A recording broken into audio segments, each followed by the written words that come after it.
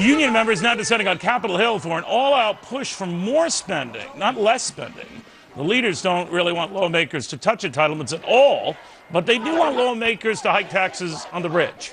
Reason enough why Senator Rand Paul says his Republican colleagues better grow a backbone, and soon.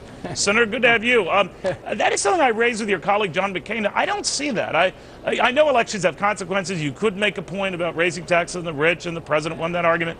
You could argue to what degree, though, but it seems like almost on every single item, Republicans are only negotiating on how much to raise revenues. You know, I made a commitment to the voters of Kentucky that I didn't think raising taxes was a good idea, that we were spending too much, and that we should cut spending. I'm still perplexed by this whole idea that a fiscal cliff occurs when you sequester or cut federal spending. I thought that was a good thing. I thought we needed to cut more spending, so I don't even understand why cutting spending or sequestering spending is a fiscal cliff.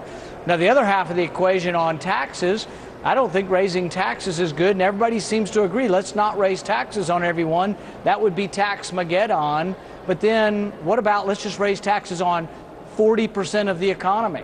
That's what we're talking about. It's only 1% of the people, but it's 40% of the nation's income. So what do you think of your colleagues who either don't see that or they're scared stiff after the election and they're reading more into it than maybe is the case, but they seem to be just folding like cheap suits? I think they should be reminded they took a pledge to the voters in their state. They campaigned on it. They said they weren't raising taxes. They said that that's what we believe in.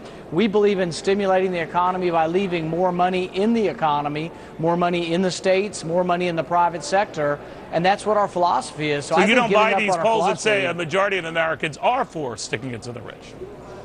Yeah, I think the thing is that if you talk to people and you say, do you understand that your boss employs you and your boss may be richer than you, but if you tax your boss more, that may be less jobs. It may not be your job, but it may be the person trying to get a job who that business doesn't expand because their taxes increase. And so I think people do get that. The president did run on a class warfare, sort of class envy type of argument, but you know, he only got about 40% of the vote in my state, so my state rejected his message. You know, Senator, the way things stand now, with some of the proposals I've heard, and Senator McCain might be right, you know, it could be a deal in the final hour, a way to avoid this mess. He's kind of split on whether that happens or not, but that most of the stuff I see are concessions on the part of Republicans on revenues, and not just avoiding a rate hike, but they might cede on limiting deductions that might end up costing the rich even more than a rate hike. How do you feel about that? Well, see, I'm kind of out there on a different limb. I think that we should stimulate the economy by lowering taxes.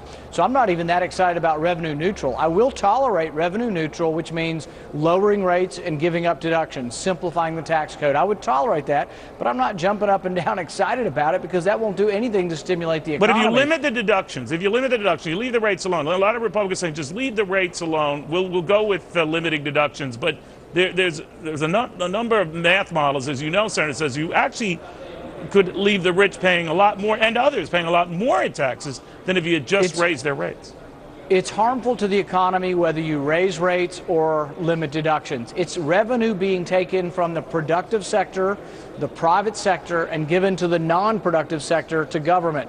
So whether it's closing deductions or raising rates, they're both harmful to the economy. They're both a mistake. If you look back at our history, every time we've lowered rates, we've actually brought in more tax revenue. What we need is economic growth. You do not have to raise rates, you have to grow the economy. We're growing at 1%. If we were growing at 4%, we wouldn't have this so-called fiscal cliff. What do you think of Grover Norquist and all the heat he's taken?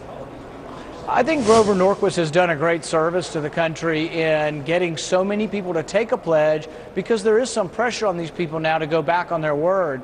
And I think there should be pressure because I think it's the wrong thing to do. So I think Grover Norquist and Americans for Tax Reform, I worked with him for 15 years before I was elected, getting state legislators to sign this pledge. So I'm a huge fan of the pledge, and I think it does hold people's feet to the fire, and they've essentially signed their signature saying they're not going to raise taxes. So if they go back on their word, you know, I think they'll suffer the repercussions in their next election. All right, Senator, good seeing you again. Thank you.